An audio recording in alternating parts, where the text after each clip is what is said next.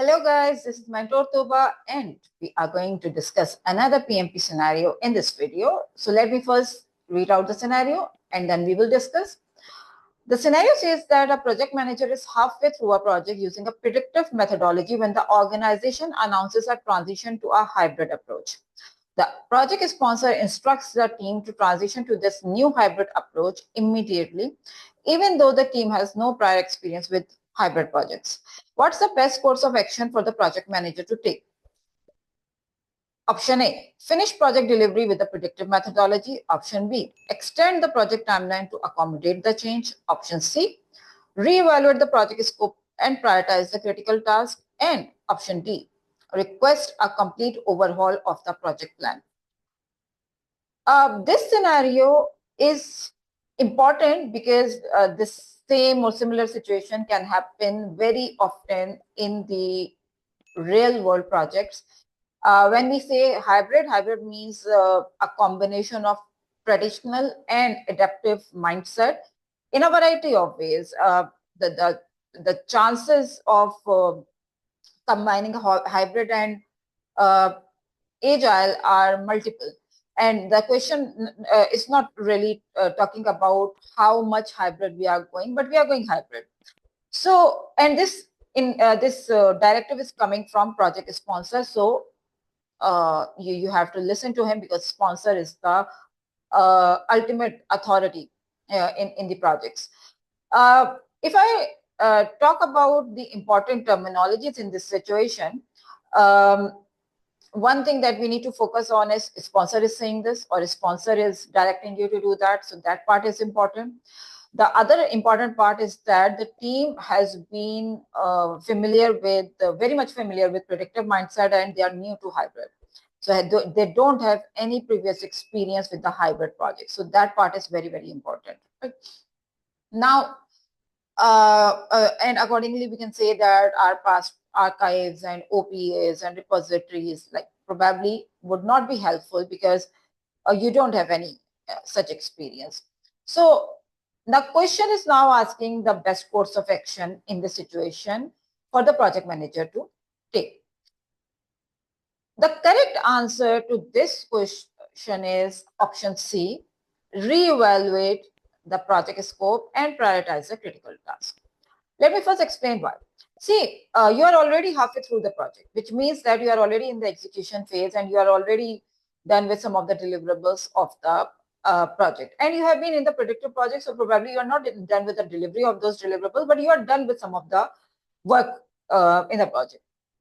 And now this, this transition is happening from predictive to hybrid mindset. When we are going hybrid, what's really new for the team?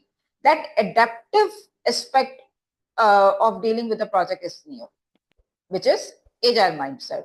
So the agile practices, the agile methodologies, the agile values, principles, all of that is going to be very new to the team with respect to everything, with respect to the team, with respect to the scope, with respect to the schedule, with respect to the estimations, with respect to the stakeholders, with respect to the deliveries, everything is going to be new for the team and the project manager.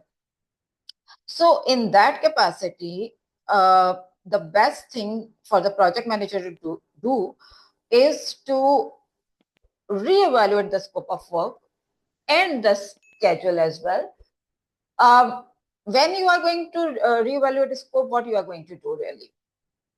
If you start thinking from a hybrid perspective or from from a combination of predictive and hybrid perspective, you're going to see the priorities, you are going to see that where you need to collaborate, and you are going to see that what part needs to be done in incremental model or what parts needs to be done still in the predictive way. You need to be clear on the backlogs. You need to be clear on the the topics like user stories and features and epics and different other aspects, like what different requirements should be included, like as epic or features or release or like these different aspects. From that point, you need to reevaluate the scope, and of course, one very important consideration is that because you already have a project plan, you already have been running the project, and you definitely have a plan. You have definitely have your baselines. You definitely have your different management plans. So you need to check the schedule as well, and maybe budgets as well. Maybe it's not in the option, but behind the picture, you need to check every other management plan and baselines that you have created already for that project. So you need to check the critical path. Why critical path? Because the task on the critical path, which is termed as critical tasks, they are going to be, they are important because they collectively constitute the minimum time the project is going to take, or the longest path of the project. So those tasks or those activities in the project, and accordingly the different scope deliverables, they are important to check, because you also need to make sure that although you are going hybrid, the sponsor is asking you to go hybrid, but the sponsor at the very same time probably is not going to be lenient on the project delivery and project completion.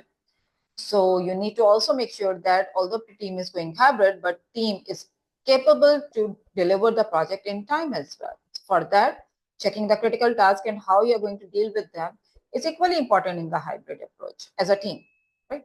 And don't consider that project manager is going to do all of that alone. Of course, project manager is going to take into consideration the viewpoint and input of different team members and subject matter experts and stakeholders and whoever he thinks is important, because of course project manager is the lead of the project in the predictive mindset. Although you are going hybrid, but for now the project is predictive, and of course the person who runs the project in predictive mindset is project manager. So he is the best person to take up this initiative and to to make sure that this transition is smooth for the team.